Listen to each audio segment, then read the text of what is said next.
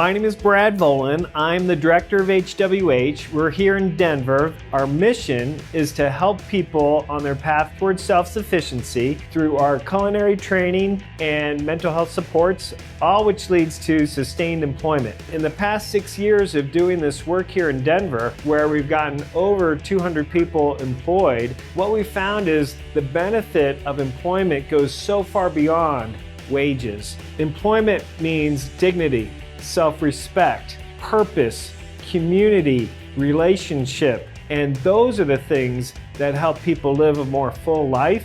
They're no longer victims, they're defining their future, they're making their future happen. They're envisioning a better life for themselves and manifesting that into reality through the help of our program, which includes the entire team of HWH. We want you to be a part of that team too. You need you to be part of Team HWH. It is such a positive feeling of warmth and humanity when you see people that you've helped become a real person again. This is not a hand out, but a hand up to let people be human, help themselves, and move forward in their lives.